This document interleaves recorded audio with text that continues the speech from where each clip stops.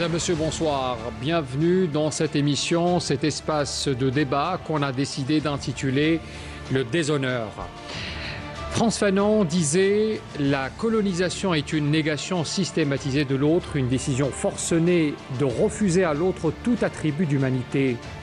Aujourd'hui encore, des voix s'élèvent, souvent issues des mêmes cercles fascistes et néo-impérialistes, pour glorifier le fait colonial en Algérie ou tenter d'en atténuer les effets dévastateurs sur les générations entières d'Algériens.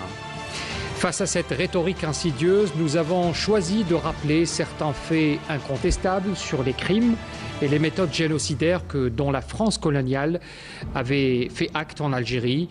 À l'époque, des généraux rivalisaient de cruauté pour décimer des millions d'hommes, de femmes et d'enfants.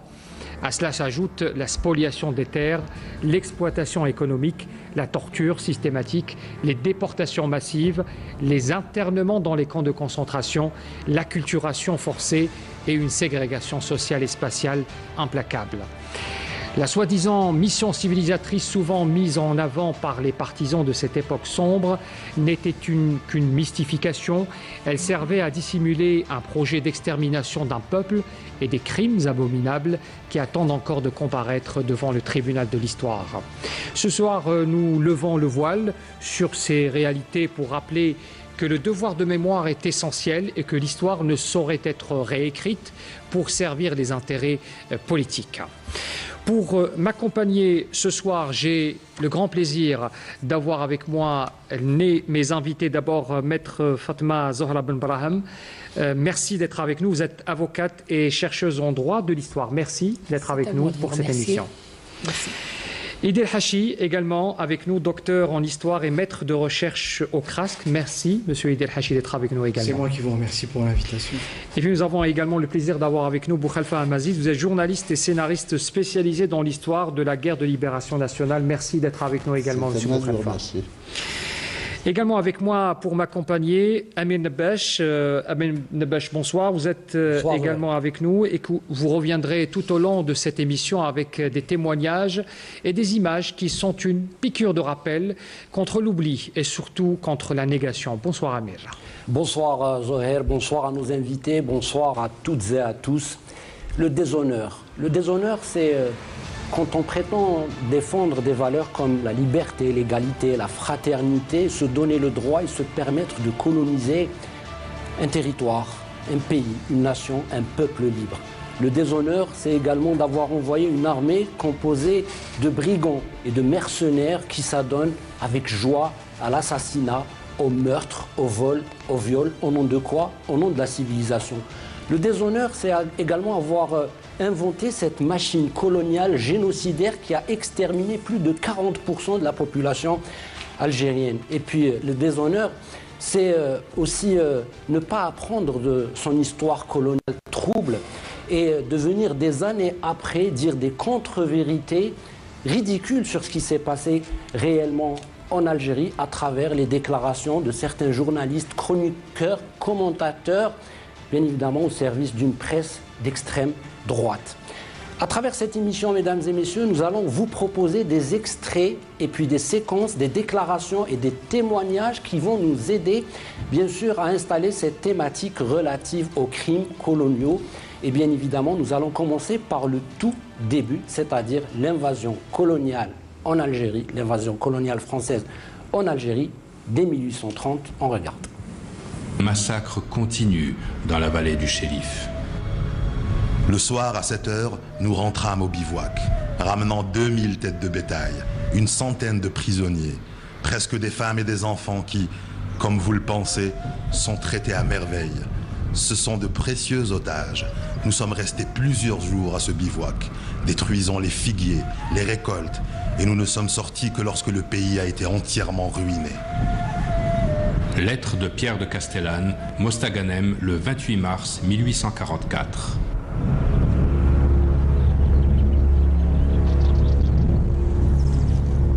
Ça a commencé en 1830.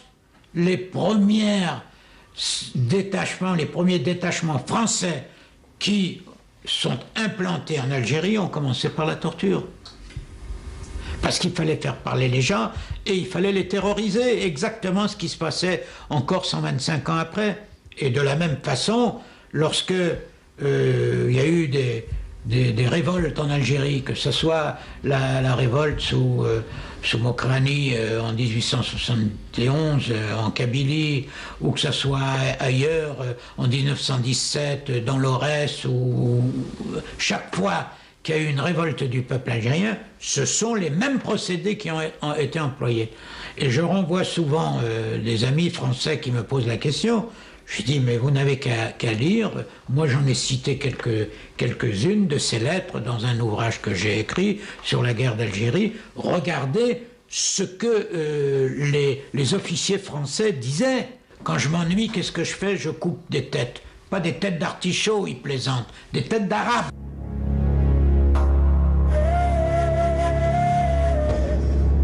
Et voilà, Zohair, on vient d'écouter ces propos glaçants que, bien sûr, le regretté Henri Alleg a confié à la télévision algérienne. Il faut savoir qu'Henri Alleg a subi la torture en 1958 par cette armée française présente en Algérie. Et puis il a fait un livre qui s'intitule La Question, qui constitue aussi une pièce à conviction qui incrimine le colonialisme français en Algérie. C'est à vous, Zohair. Le débat est ouvert. Merci Emel Nabash pour d'abord cette première capsule, ce premier extrait. Henri Alleg qui replace un peu la terminologie dans le bon sens. On parle souvent de conquête pour évoquer cette étape pour la France glorieuse. Pour nous, c'était un drame, une invasion, une tentative d'extermination, d'abord dès les premiers pas qui ont été franchis, qui ont été foulés sur le sol algérien. Idil Hachi, vous vous êtes intéressé particulièrement à cette période. Qu'est-ce que cela vous évoque en tant qu'historien sur les premières années de colonisation ? Oui, sur les premières années de colonisation, ce qu'il faudrait peut-être commencer par dire, c'est que l'invasion et l'occupation de l'Algérie avaient été préparées de longue date. En fait, il y a dès 1808, Napoléon qui envoie un colonel, Vincent-Yves Boutin, pour venir faire des plans de la topographie, des fortifications de la ville d'Alger.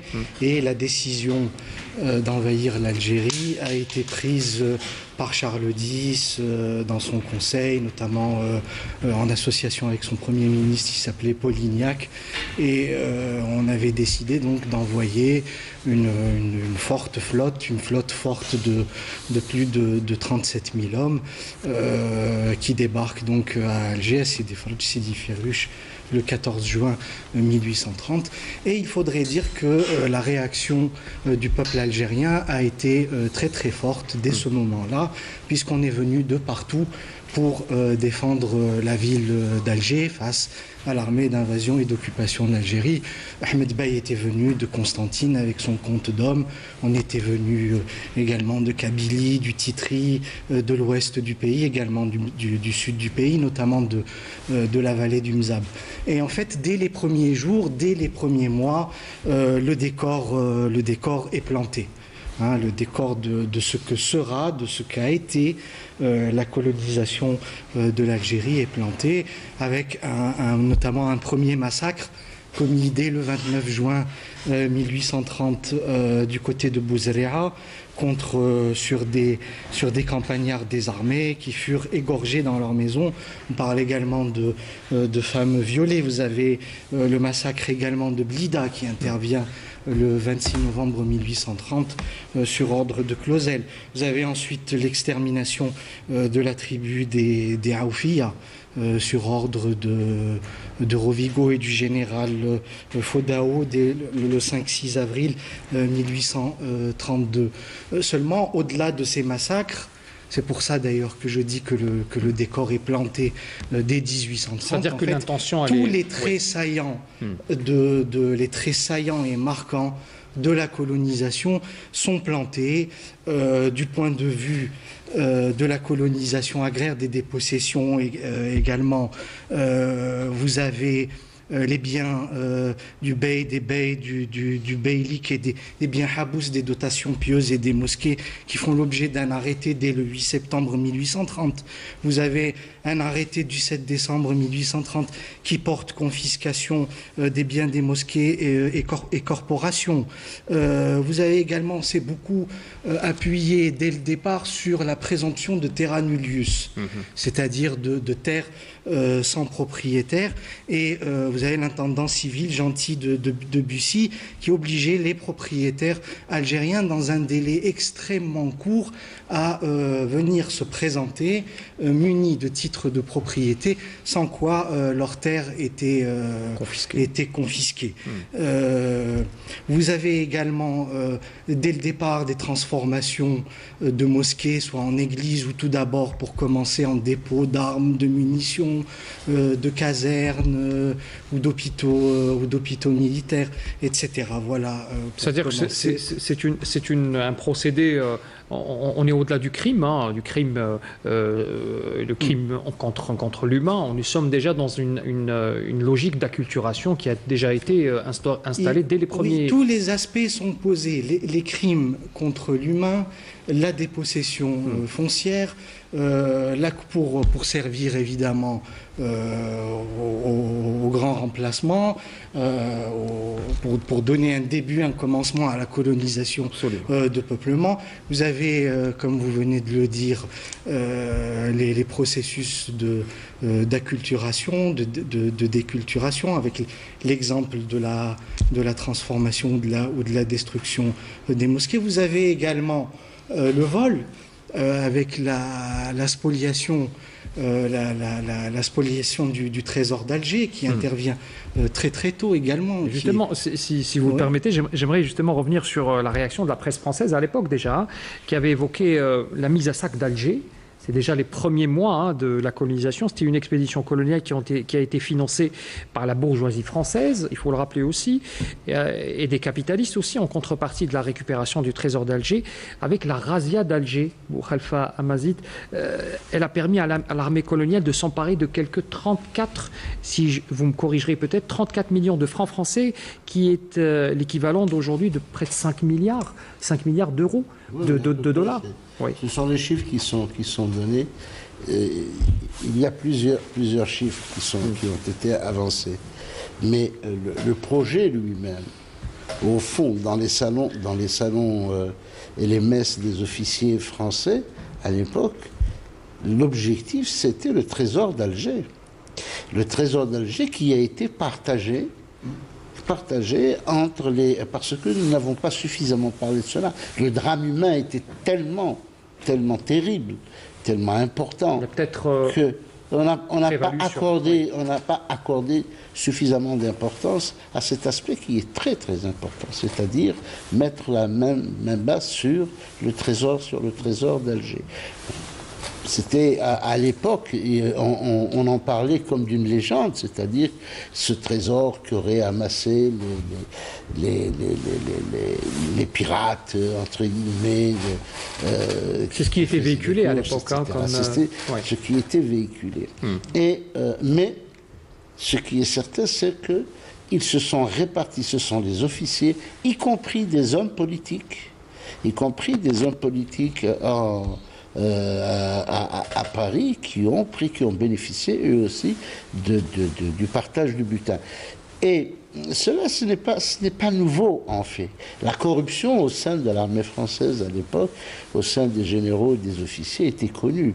Le scandale Bakri-Buznac témoigne aussi du fait que de l'argent avait été versé effectivement par les Français. Cet argent a été partagé entre des officiers. Et l'armée n'était pas du tout cette armée qu'on voulait nous présenter, napoléonienne, républicaine, glorieuse, etc. Maître Pambraham, également sur le début de la colonisation, on entendait tout à l'heure Idil Hachi parler de ces premiers crimes qui ont été commis contre les Algérois, notamment à Bouzavéa, aussi à Blida. C'est une tradition qui a été initiée dès le premier jour. Il fallait brimer et peut-être déjà terroriser cette population pour pouvoir venir et s'installer? Oui, alors là, vous me poussez à aller avant 1830. Parce qu'il faut planter le décor de ce qu'était la France et de ce qu'était l'Algérie. L'Algérie, c'était un pays où l'opulence se ressentait à travers tout le territoire.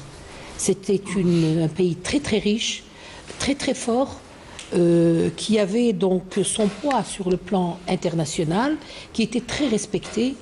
Et la France, à la même époque, était dans une situation très très très précaire, où, je le répète tout le temps, c'était une crise politique immense, mais une crise sociale tout aussi grande. Il fallait rappeler aussi, si vous le permettez, qu'il y avait des contestations aussi à l'époque au niveau politique. Ce qui caractérisait un peu ce besoin d'aller trouver, peut-être justifier un peu et garder un peu le pouvoir au niveau du roi de l'époque. Oui, oui, tout à fait. Mais également pour sauver la France qui vivait une famine extraordinaire. Et alors ce qui est repris très souvent et que les Français n'aiment pas entendre jusqu'à ce jour, c'est que la famine était grande, les problèmes étaient tellement grands qu'ils étaient obligés de chasser des rats pour pouvoir survivre.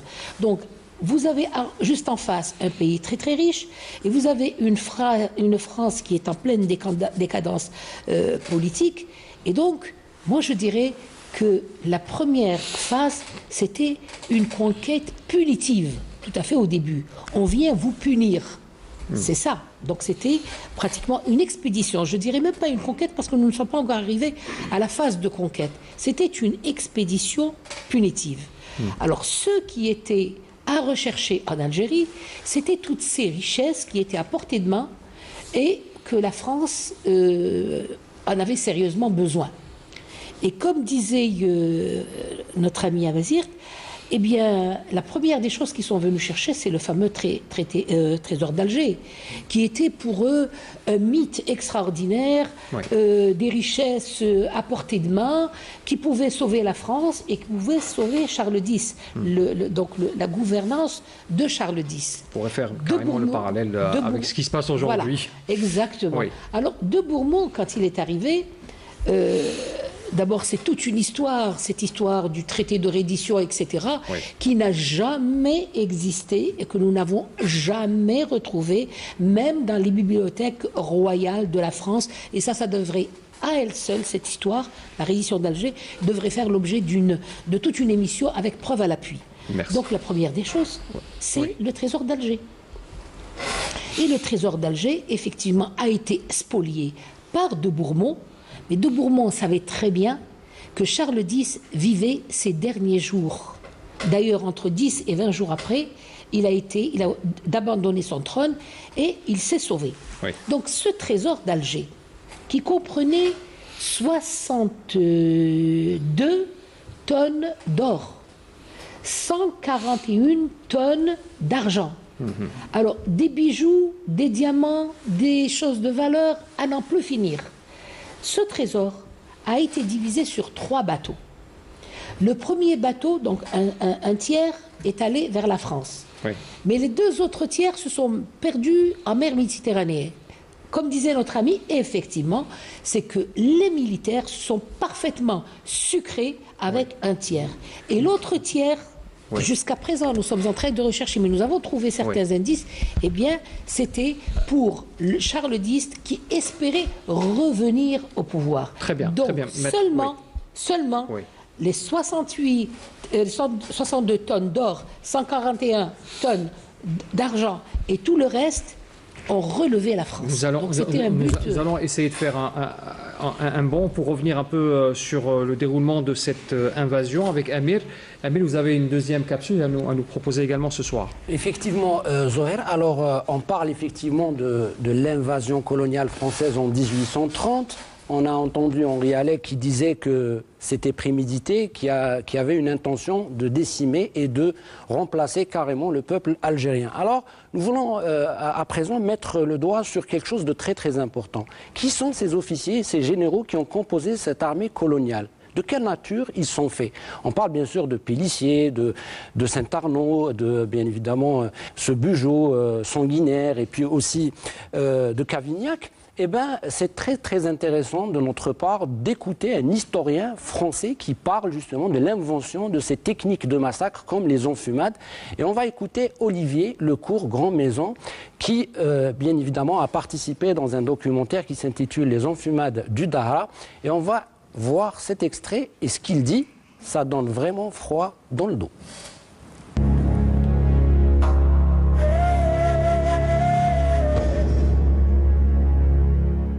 L'enfumade la plus célèbre est l'enfumade réalisée par le général Pélissier en 1845 dans les grottes du Dahra. Cette enfumade est célèbre parce que, à la différence d'autres enfumades qui ont été commises antérieurement et voire ultérieurement, cette enfumade a suscité un scandale et un débat assez vif à la Chambre des Pairs à l'époque en France. Un certain nombre de membres de cette Chambre des Pairs condamnant ce qui venait d'être perpétré effectivement dans les grottes du Dahra. Il faut rappeler ce qu'il s'y est passé de façon assez précise. Les troupes commandées par le général Pélissier venaient de remporter une bataille contre des indigènes armés, comme on le dit à l'époque. De ce point de vue-là, ces militaires français n'étaient plus du tout menacés. Une partie de la population civile s'était donc réfugiée dans ces fameuses grottes du Dahra. Et le général Pélissier a décidé, comme cela se pratiquait antérieurement, d'enfumer les populations qui avaient trouvé refuge dans la dite grotte. Il s'agit de pratiques qui relèvent d'ordre donné, et d'ordre donné au plus haut niveau, puisque le général Bugeaud avait eu cette formule terrible à propos des indigènes. Il avait dit « vous pouvez les enfumer comme des renards ». Alors Zoher, ce qui est troublant, c'est que ces généraux, ces officiers ont été promus par l'État français tout simplement après avoir commis ce qu'ils ont commis. Et puis on parlait avec M. Hachi sur la généralisation des enfumades. Absolument. Les enfumades du Dahra, c'est un exemple, mais on avait beaucoup d'autres. Justement, le premier qui était donc première expérience qui a été donc menée, cette expérience de la honte, hein, les enfumades du Dahra, c'était le commandant Cavignac qui était déjà dès les premières années, hein, 10 ans après l'invasion, 1840. Et on l'appelait ça les enfumades qui préfiguraient donc des chambres à gaz carrément. Hein. C'est ce qu'on avait connu quelques dizaines d'années plus tard du régime nazi. Alors, il faut rappeler qu'on pourchassait à l'époque les résistants réfugiés dans les grottes du Dahra après l'échec des pourparlers. On les enfumait donc après leur refus d'une reddition. Le drame du Dahra n'était pas un acte isolé. Et c'est important de le rappeler aussi. Non, c'est pas un acte isolé, et d'ailleurs ce sont on en parle et on commence par parler des enfumades parce que évidemment ce sont les crimes, les massacres de masse les plus marquants, parce que c'est ceux qui se distinguent par la plus grande barbarie, la cruauté, la plus grande cruauté, la plus grande sauvagerie. Il y en a beaucoup, on en signale une, notamment celle des Oulad Sbih, sur ordre donc de Cavignac, du côté de Boussach, du côté de Chlef. On signale également en juin 1945 l'emmurement, dans un emmurement de tribus dans le Dahra, toujours sur ordre de Camp Robert. Vous avez le 19-20 juin 1945 l'enfumade des Oulad Riyah sur ordre de Pélissier, responsable d'au moins 1000 morts. Vous avez celle du 12 août 1945. Alors là, ça serait la seconde enfumade des Oulad Sbih sur ordre de Saint-Arnaud, et qui aurait fait autour de 500 morts. Enfin, vous en avez également une autre, en juin 1850, c'est l'enfumade des Achacha, toujours dans le Dahra, sur ordre du général de Salles. Mais comme on disait, ce sont évidemment les crimes, les massacres les plus marquants, mais il y en a toujours eu, et il y en a eu avant. On a parlé du massacre de la tribu, de l'extermination en fait, de la tribu des Aoufiya en début avril 1800. Est-ce que nous avons un chiffre? Est-ce que c'est difficile aujourd'hui, par exemple, d'avoir un chiffre, un bilan des tueries qui ont eu lieu à cette époque-là? Oui, ça c'est une vraie question, et ça nous met face en fait à la subjectivité des sources coloniales qui taisent très très souvent ce qu'elles entendaient passer sous silence parce que lorsque l'histoire qu'elle permette ou qu'elle permettrait, il faudrait employer le conditionnel, de documenter n'est pas honorable pour l'entité politique censée les produire alors, c'est-à-dire pour la colonisation. Et c'est pour ça, par exemple, il est très frappant que l'on n'ait jamais, en fait, de bilan des pertes humaines, des pertes algériennes éprouvées à l'issue de chacune des séquences de la guerre de résistance algérienne.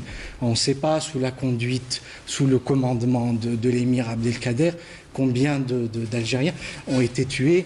Et c'est pareil pour toutes les autres séquences, pour 1871,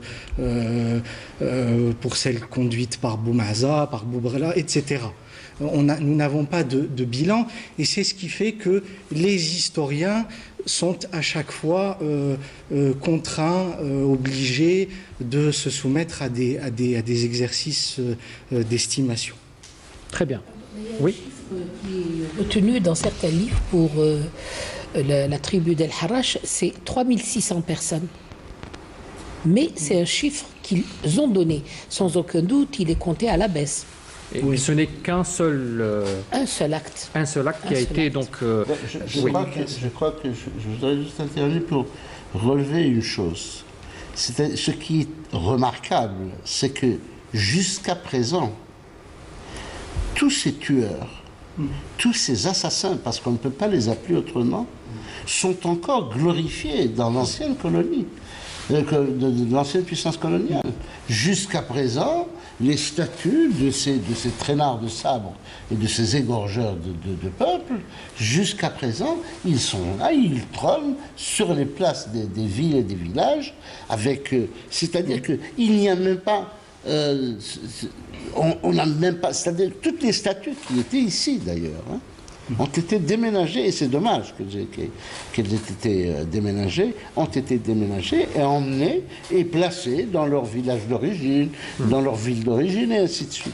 Ceci dénote l'irresponsabilité, ou la responsabilité, c'est selon, du système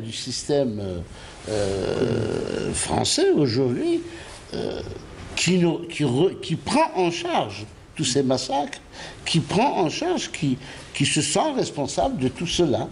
Si on est responsable de ces hommes, donc on est responsable de leurs actes. Absolument. Ah, donc il n'y a pas C'était des militaires. C'était des militaires. C'est l'État qui est responsable de ça. C'est l'État français. Voilà, c'est le crime d'État. C'est ça le crime d'État. Ce n'est pas Pélissier, ce n'est pas Cavaignac, c'est l'État français. Oui, c'était l'État français. C'est exactement ce qui s'est passé pour la torture. On a dit c'est au Sarès, c'est tel général et tel...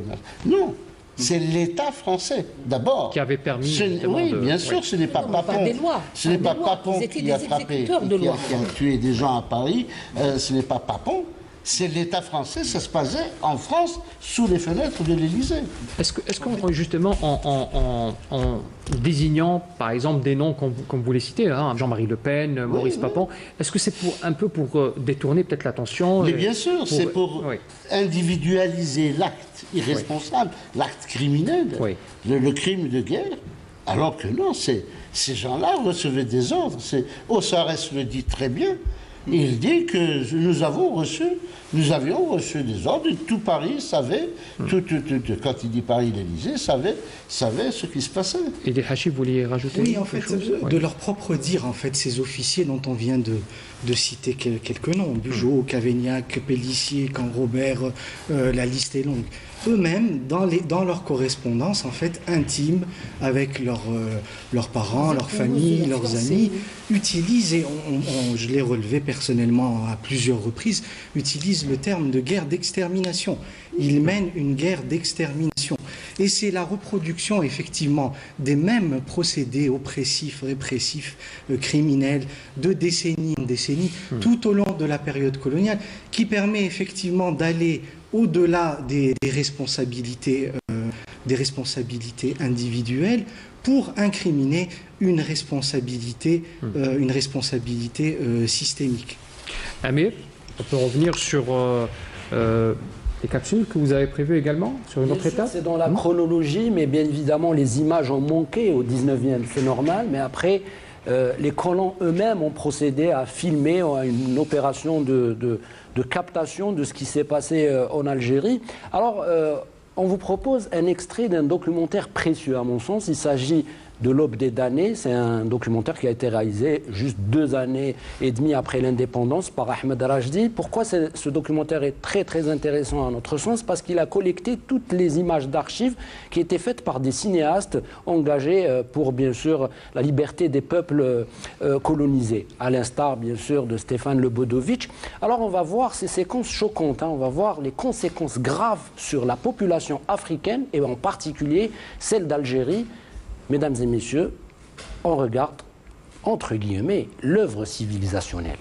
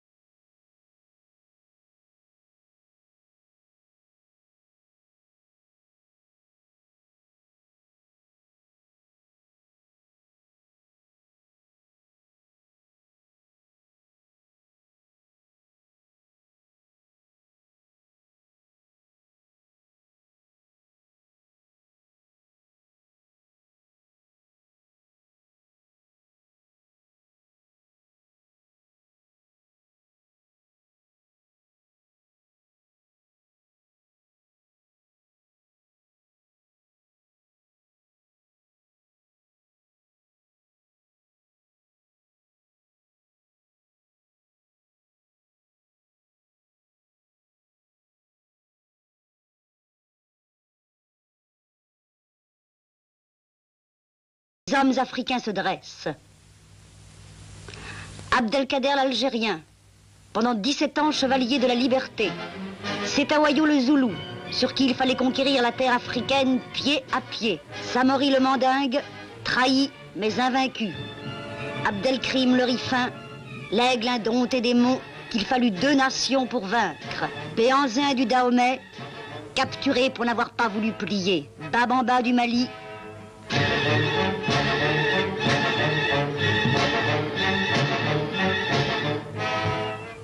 Et avec eux, des milliers d'hommes et de femmes, héros anonymes de la liberté.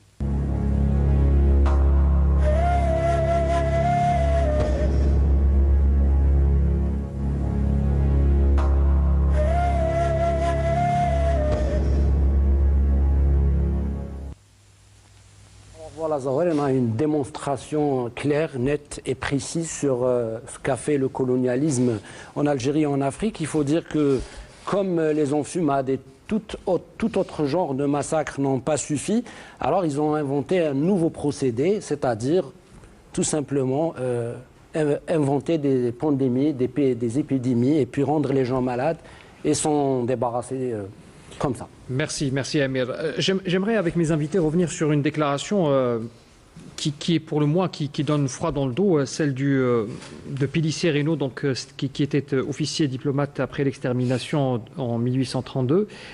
Je vous cite, hein, ce sont ses propres mots: tout ce qui vivait fut voué à la mort, tout ce qui pouvait être pris fut enlevé, on ne fit aucune distinction d'âge ni de sexe. Cependant, l'humanité d'un petit nombre d'officiers sauva quelques femmes et quelques enfants. En revenant de cette funeste expédition, plusieurs de nos cavaliers portaient des têtes au bout de leurs lances et l'une d'elles servit, dit-il, à un horrible festin. On parle là de cannibalisme. Comment expliquer qu'une documentation aussi fournie, Maître Pambraham, je pose la question à vous, sur l'entreprise génocidaire de la France coloniale en Algérie, n'aide pas aujourd'hui à au moins une reconnaissance morale de ces crimes? Bien, écoutez, un criminel ne reconnaît jamais moralement son crime.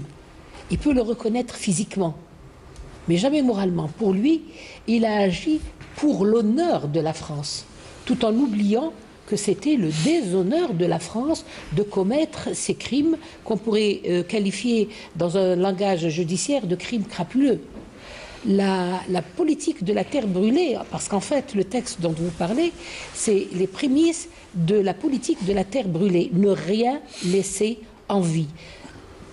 Humains, animaux, arbres, culture, tout, destruction jusqu'aux maisons.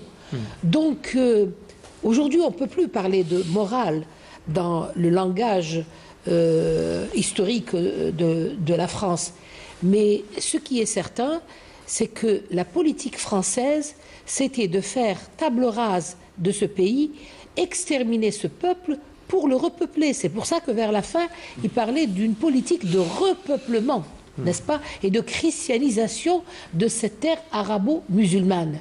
Donc c'est une stratégie qu'ils ont utilisée, et elle était largement réfléchie, parce qu'à la suite de ces massacres, ces gens avaient eu des distinctions, parfois jusqu'à arriver au stade de maréchal.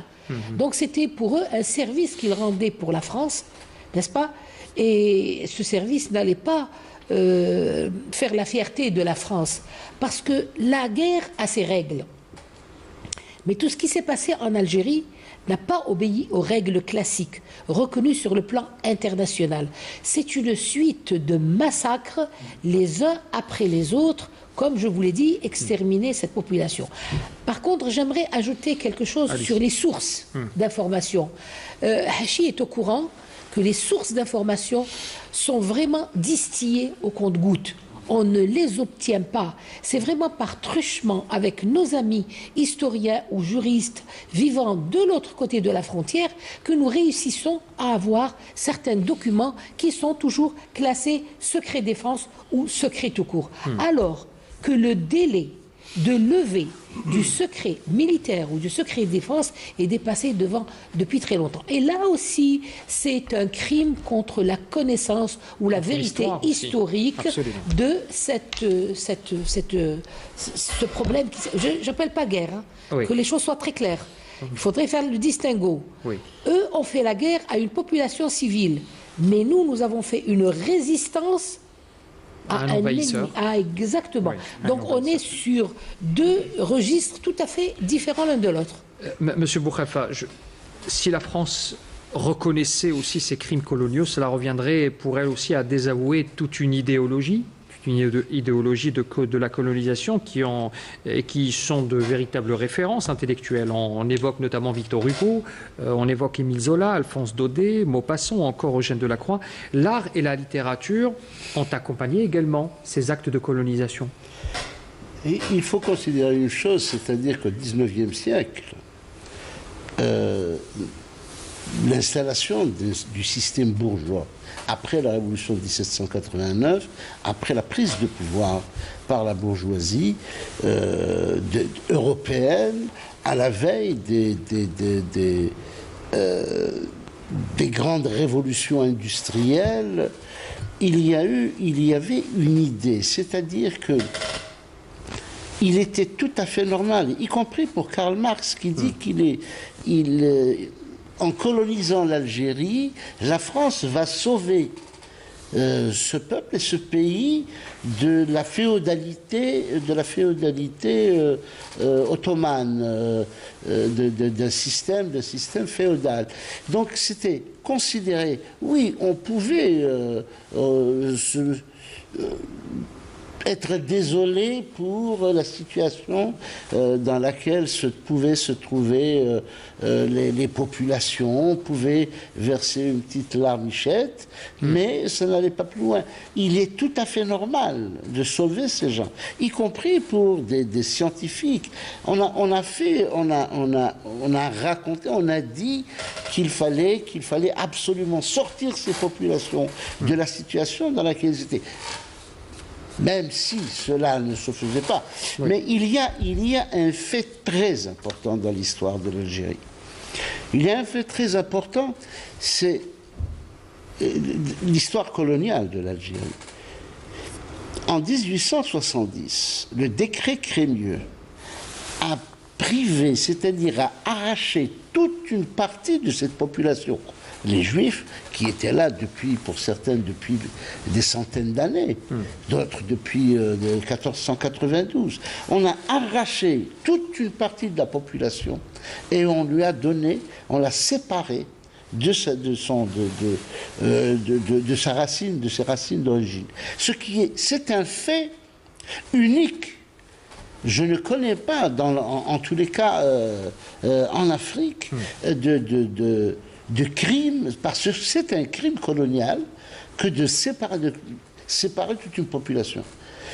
Et cette idée-là, c'est-à-dire, ça renforce l'idée de grand remplacement. C'est-à-dire que il y avait ce projet. Il était dans les tuyaux depuis le début de la colonisation. Parce que, vous savez, ce n'est pas un hasard. Nous connaissons le colonialisme, les Algériens connaissent le colonialisme. Imaginez, en décembre 1960, je fais une digression parce qu'elle est importante. C'est pour parler de la nature du colonialisme. Décembre 60, on a massacré des Algériens. En 61, en France, alors que des négociations étaient engagées, alors que la proposition d'autodétermination était déjà engagée, on a massacré des Algériens. Mais on évoque encore toujours cette idéologie qui est restée persistante. Elle est restée. Oui. Le colonialisme, c'est ce que disait Fanon, c'est la négation de l'autre. C'est la négation. Il faut le ravaler au niveau de la bête. Oui. Idel Hachi ? Oui, on avait parlé des massacres coloniaux. On pourrait préciser le témoignage, la correspondance que Saint-Arnaud adresse à Pélissier avant qu'il aille commettre ce qui a été commis quelques mois plus tard à la Rouate, le 4 décembre 1852, le massacre de la Rouate, où il lui dit de s'abstenir de raconter ce qu'il y fera, ce qu'il y commettra. Et vous avez eu également raison de rappeler l'ampleur des razzias, l'effet des razzias que l'on ne compte plus, en fait. Il y a des centaines de razzias qui sont signalés, encore une fois, dans les correspondances de ces officiers de la guerre d'occupation coloniale, où vous avez souvent, pas toujours, des données chiffrées, où on vous dit j'ai pris 30 000 moutons à telle tribu, 20 000 chèvres à telle autre, etc. Et c'est ce qui fait effectivement que la famine des années 1867, 68 jusqu'à 1869 est une famine bel et bien provoquée, parce que lorsque vous affamez les gens, lorsque vous leur enlevez leurs troupeaux, lorsque vous saisissez ou que vous détruisez leurs silos à blé et à orge, lorsque vous les détruisez, lorsque vous sciez et que vous brûlez les arbres fruitiers, vous ajoutez à tout cela la dépossession foncière. Donc c'est le cantonnement des tribus. Le cantonnement des tribus, avec vraiment des exemples parfois qui montrent vraiment explicitement que ça a été fait sur le mode de la réserve indienne.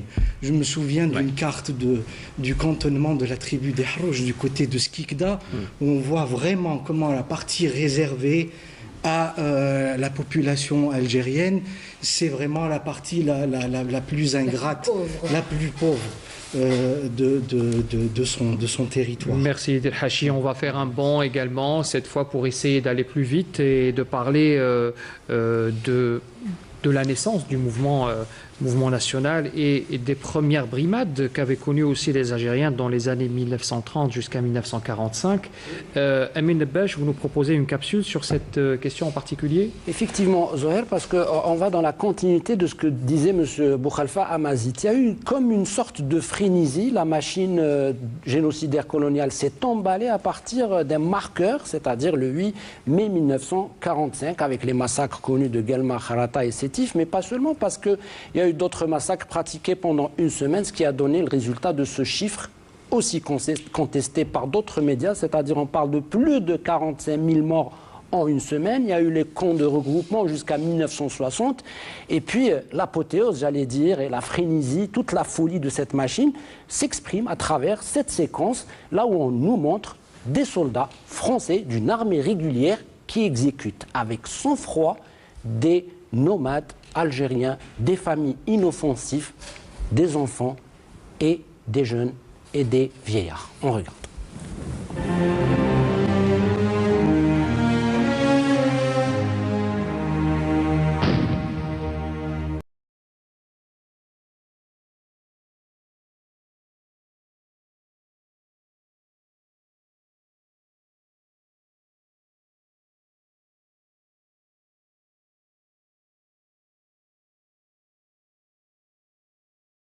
Alors, Zohel, juste parce qu'on est en présence de chercheurs et puis d'académiciens qui ont travaillé sur l'histoire et les précisions sont bien sûr très, très appréciées sur notre plateau.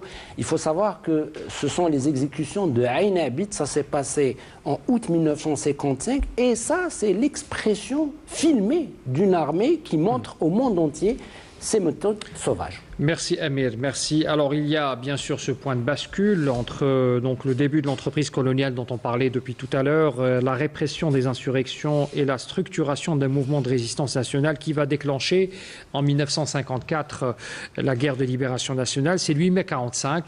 On en a vu d'ailleurs un extrait, donc, notamment à Ain Abid, dans l'Est algérien. C'est un génocide dans le génocide. Le chiffre qui revient souvent, c'est 45 000 morts en quelques semaines. La France assure aujourd'hui avoir fait son devoir de mémoire sans reconnaître ces crimes abominables.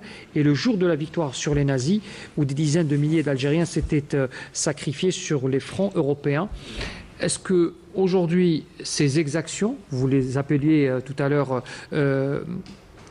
est-ce qu'aujourd'hui, est-ce qu'on a ce sentiment que ce qu'a fait la France tout au long, depuis 1830 jusqu'à 8 mai 1945, les Algériens sont sortis manifester peut-être leur joie de voir peut-être une nouvelle page de leur histoire. Ils ont été accueillis avec une violence et une exaction sans pareil.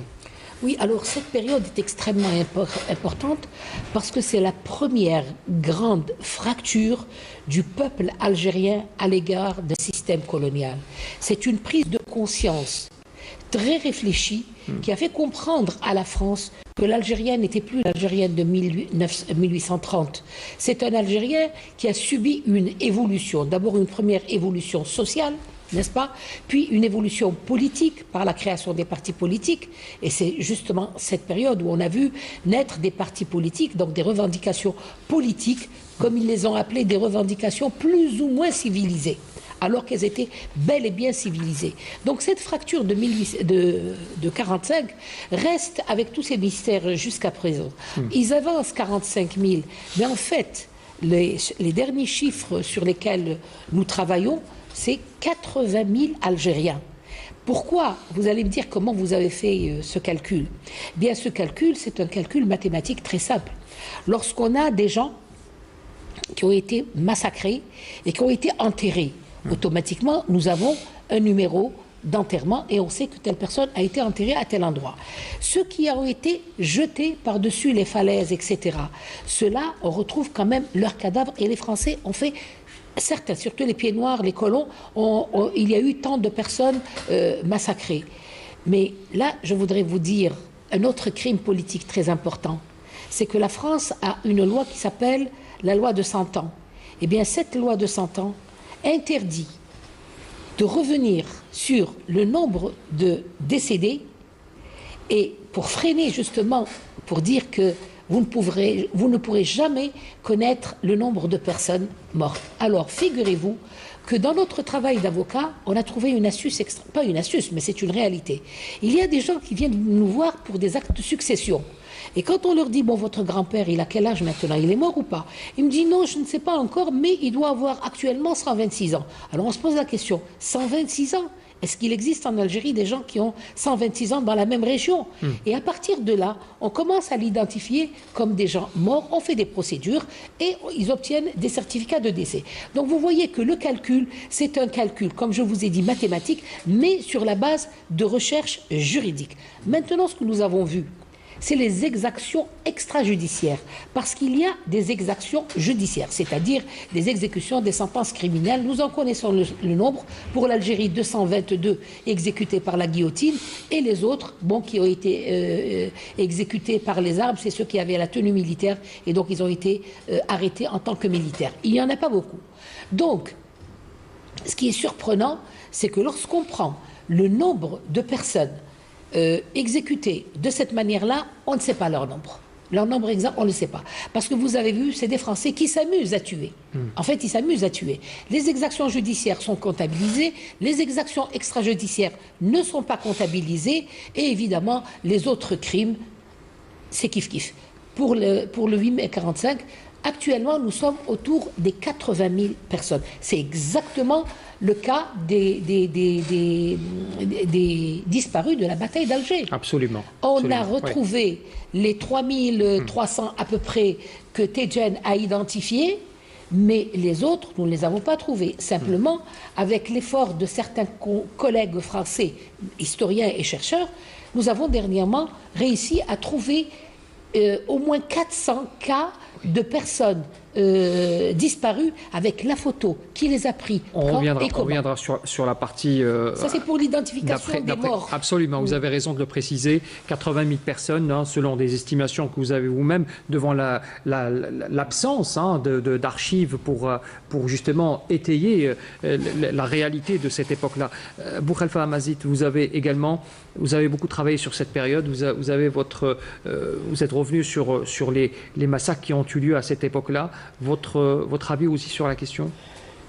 Il faut considérer que même si l'état d'esprit algérien, des Algériens a changé, particulièrement après 1945, mais particulièrement en 1954, les Moudjahidines qui se sont engagés disent et le répètent: moi, quand je suis monté au maquis, j'étais libre, ça y est, je n'étais plus colonisé. Il avait décrété sa liberté, il avait décrété son indépendance aussitôt qu'il a pris les armes. Donc, l'état d'esprit a changé. Et c'est face à cela, c'est-à-dire, c'est pour cela justement que le colonialisme a livré une guerre totale à l'Algérie, au peuple algérien. Une guerre totale.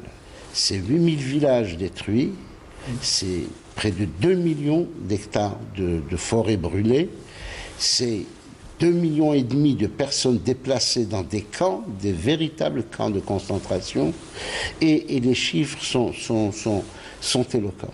Et c'est pour cela, justement, c'était pour lutter contre cet état d'esprit, contre ce nouvel état d'esprit, quand la peur a commencé à changer de camp, que la guerre est devenue absolue. Absolument. Et ce n'est pas ce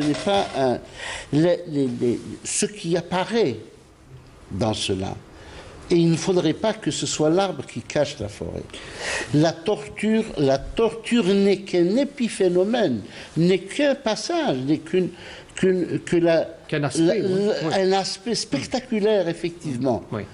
Qui a soulevé des protestations. Et Del Hachi également. Ce que je voudrais dire sur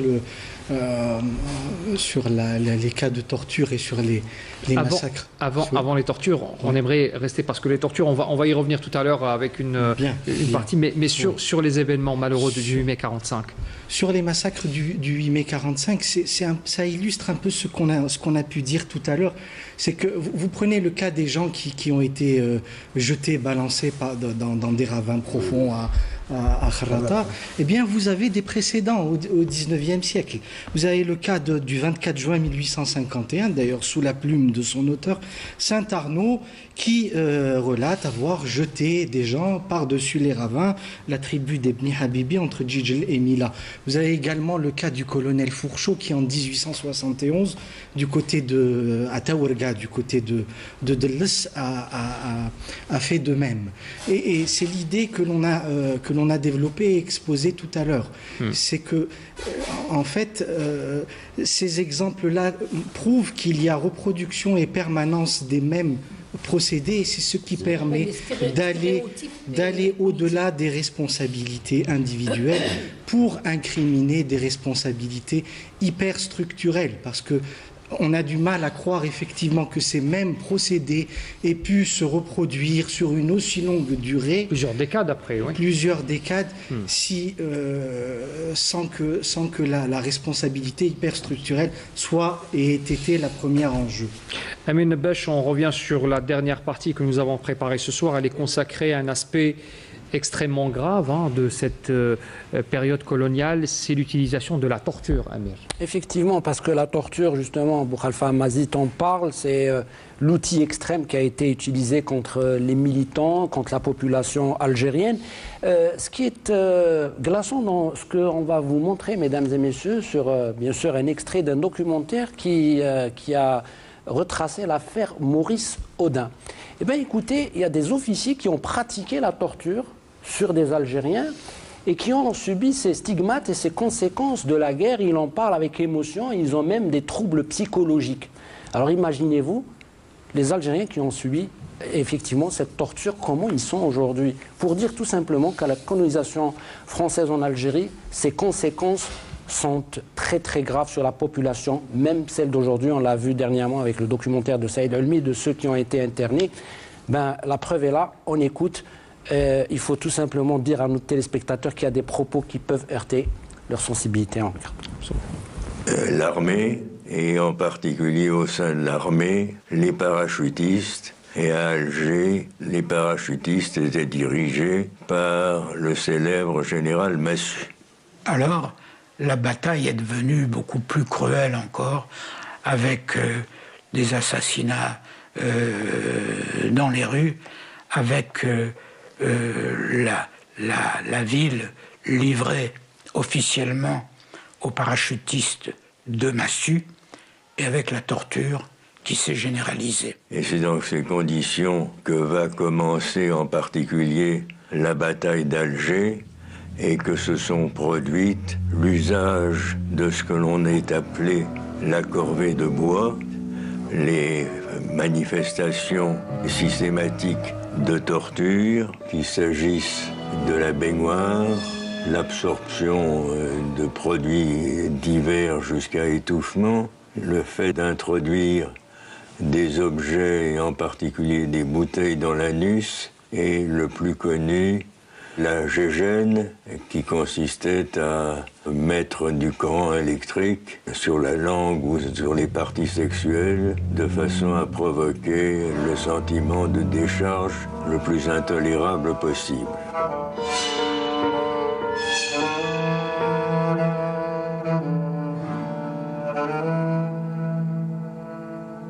Moi, je me souviens d'avoir assisté à des tortures, à la torture de femmes, torture à l'eau, et aussi au viol des filles. Tu avais un mec de pendu par les bras, tu avais un autre de pendu par un bras, une jambe. Puis tu avais l'autre qui était par terre à se tirailler dans tous ses excréments, etc. Quoi, hein, bien sûr. C'était ça. Quand tu vois ça pour la première fois, ça te fait tout drôle. Et voilà, donc il n'y a pas de commentaire sur ça en fait. C'est tellement triste et malheureux de voir ces images et d'écouter ces personnes qui témoignent de la gravité de ce qui s'est passé en Algérie durant la présence coloniale française. Merci Amir. Alors, il faut rappeler un fait d'actualité, tout récent, le 7 janvier dernier, disparaissait l'une des figures emblématiques du système de la torture coloniale organisée en Algérie. C'est Jean-Marie Le Pen, l'ancien para du 1er régiment étranger parachutistes de la Légion étrangère, qui avait reconnu en novembre 62, déjà dans le journal Combat, avoir torturé parce qu'il fallait le faire, disait-il. Il l'a ensuite nié tout le reste de sa vie, malgré l'accumulation de preuves contre lui. Et même après sa mort, certains cercles d'extrême droite glorifient encore cet homme, cet assassin, ce tortionnaire. Vous avez un avis particulier sur ce personnage sinistre? Ce n'est pas un avis, cela confirme tout ce qu'on a dit sur lui.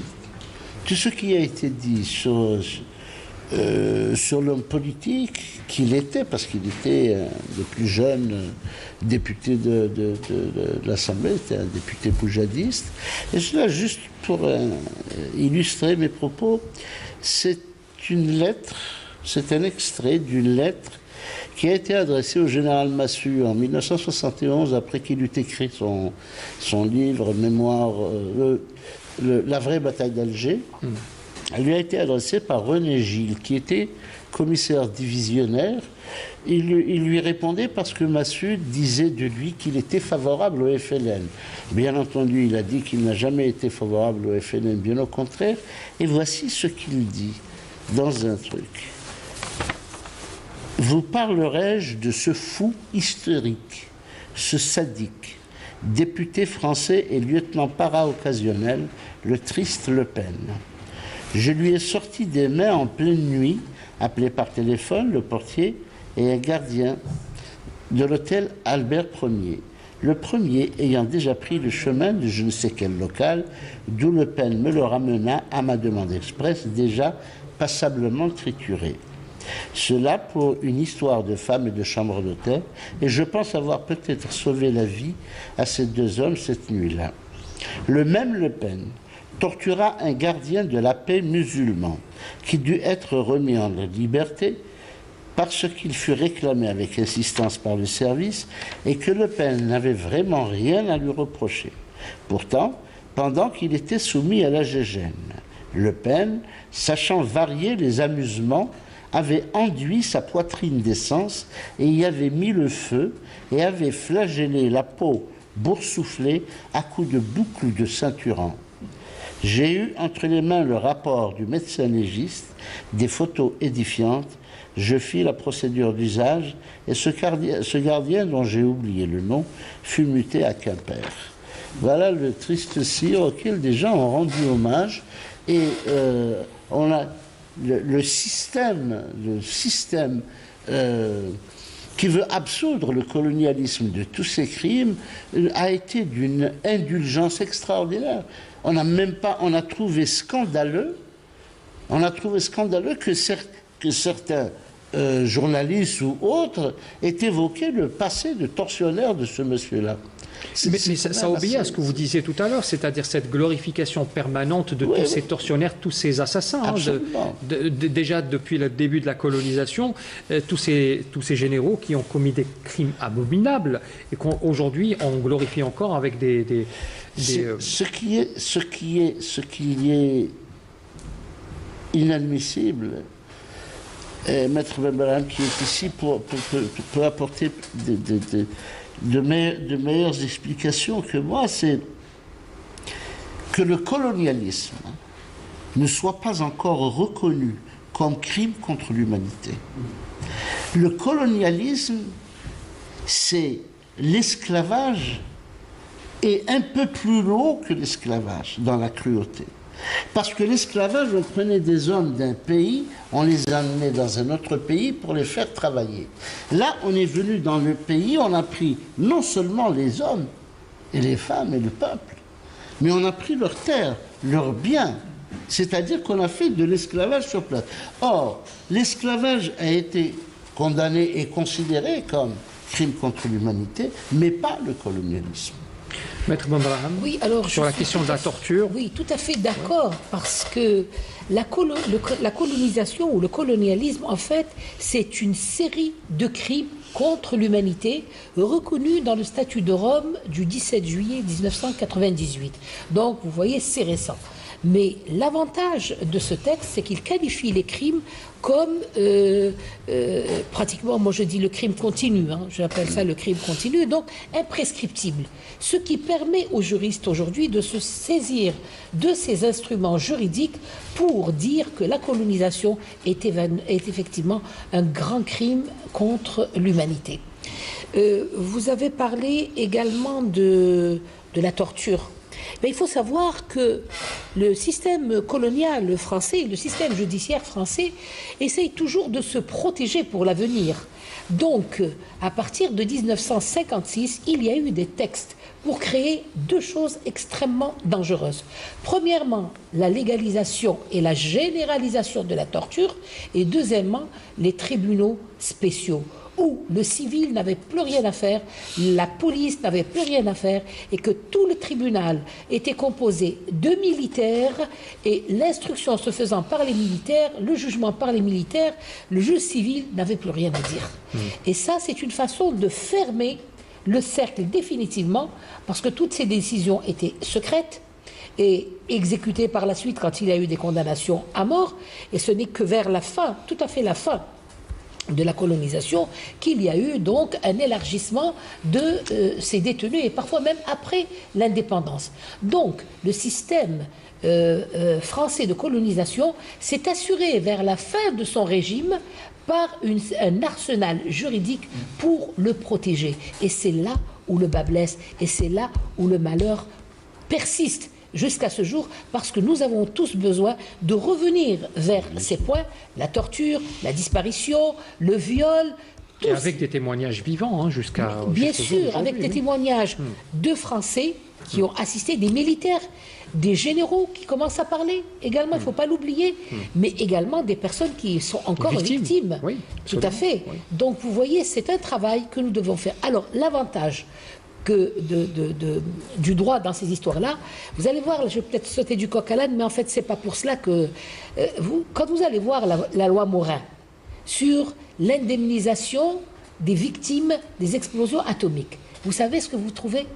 Vous trouvez que la personne qui a subi a le droit de demander réparation, mais ses ayants droit aussi. Eh bien, ici aussi, il va falloir intégrer la notion d'ayant droit pour que les enfants des personnes torturées puissent aujourd'hui demander donc leurs droits et le droit de leurs parents. Et on consacrera tout un numéro sur les explosions nucléaires qui ont eu lieu en Algérie, avec tous les drames que... On ne les appelle plus des essais, ce ne sont pas des essais nucléaires, ce sont des explosions réelles, de véritables explosions dont les effets sont aujourd'hui encore visibles sur le côté, bien sûr, de la nature, mais aussi sur la génétique humaine. La génétique aussi de nos concitoyens qui habitent ces régions du sud algérien. Il est haché également sur la question de la torture. J'aimerais vous écouter aussi sur ce procédé qui a été institutionnalisé, qui est devenu une règle, un mode d'emploi. Encore une fois, cette population algérienne qui est touchée un peu, on déshumanise la personne en utilisant ces méthodes d'une cruauté extrême. Oui, tout à fait. La torture était généralisée. Vous avez bien fait de parler de l'ouvrage d'Henri Alleg, La question. Je signalerai également Le témoin de Jamal Amrani, qui parle du même thème, du même sujet. Et je souhaiterais, comme tout à l'heure, signaler également que des cas de torture se sont produits et sont signalés au XIXe siècle. Nous avons le 6 février 1836, Saint-Arnaud, qui torture les populations, les habitants de Tlemcen pour faire payer l'impôt. Vous avez un autre cas à la mi-février 1800. Non, c'est pas Saint-Arnaud le premier cas à Tlemcen, excusez-moi, c'est le général Joseph Vantini dit Youssouf. Et le deuxième cas à la mi-février 1845, c'est Saint-Arnaud à Chlef. Mais si vous permettez, j'aimerais revenir sur un point parce qu'on est passé peut-être un peu vite tout à l'heure sur les famines et sur le bilan, le compte des pertes humaines algériennes, des chouhada du 19e siècle, de la guerre de résistance algérienne. Alors, tout d'abord, le bilan de la famine de la seconde moitié à la fin de la décennie 1860, en fait, le bilan ne saurait être inférieur à 500 000 morts, et il serait de l'ordre de 1 million de morts. C'est ce que dit l'historien démographe Djilali Sari dans Le désastre démographique, qui parle de probablement de 820 000 morts, et le chiffre irait jusqu'à 1 million de morts. Alors j'ai également dit que nous pâtissions d'un manque criant de données chiffrées dans les sources de la période relatif au bilan des pertes humaines concernant chacune des séquences de la guerre de résistance algérienne, ce qui est effectivement vrai. Ce qu'il faut ajouter, c'est que le problème est originel, le problème se pose à la racine. Il provient des estimations de la population algérienne livrées essentiellement par des auteurs français de la population algérienne en 1830 donc, et qui se situent presque tous, ou en tout cas en majorité, autour de 3 millions d'habitants. Cela étant, et ceci dit, ce qui est important, c'est que vous avez d'autres indications qui révèlent la possibilité d'un écart extrêmement important. Vous avez le chiffre donné par Hamdan Khoudja qui parle de 10 millions d'habitants, et vous avez un autre chiffre qui est donné également par un personnage important de la période, c'est le général Bugeaud, qui parle de 8 millions, qui estime la population algérienne à 8 millions. Or, évidemment, ce que l'on peut dire, c'est que les estimations les plus courantes de 3 millions d'habitants présentent un intérêt certain pour la colonisation. Pourquoi? Parce que si vous dites que la population algérienne en 1830 est de 2,5 millions, 3 millions d'habitants, vous dites que c'est un pays sous-peuplé et que donc c'est un pays à-peuplé, et par conséquent, vous contribuez à légitimer l'entreprise de colonisation, de peuplement.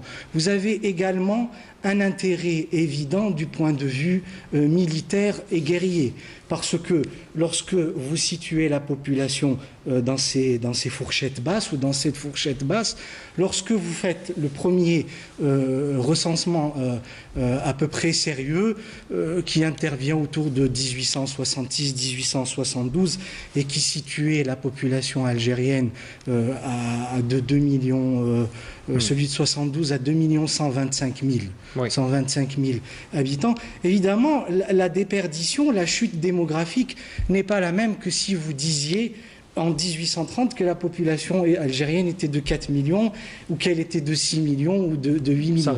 Plus elle est importante, cette population algérienne, en 1830, et plus le désastre, la chute, la baisse, le désastre démographique est important lorsque vous faites le premier recensement important. Et c'est pour ça que le bilan des pertes algériennes, le compte des shahids de la guerre de résistance algérienne se situe sans doute bien au-delà des chiffres admis. Merci pour toutes ces précisions très importantes et cruciales aussi pour replacer les choses dans leur contexte historique. Et bien sûr qu'on n'aura pas toutes les données chiffrées, archivées pour des causes qu'on avait discutées tout à l'heure. Merci encore une fois. Le Déshonneur est une émission qui plante le décor aujourd'hui. Elle reviendra la semaine prochaine pour faire des focus particuliers sur des parties sombres de la colonisation française en Algérie, et cela avec bien sûr des spécialistes et des chercheurs qui seront avec moi sur ce plateau. Merci encore une fois Maître Fatma Zahra Benbraham, avocate et chercheuse en droit de l'histoire. Également Idir Hachi, docteur en histoire et maître de recherche au CRASC. Merci encore pour vos précieuses informations. Également Boukhalifa Amazit, journaliste et scénariste spécialisé dans l'histoire de la guerre de libération nationale. Merci pour votre présence et pour votre contribution de valeur. Amir Nebash également avec nous, qui a fait tout ce travail de documentation.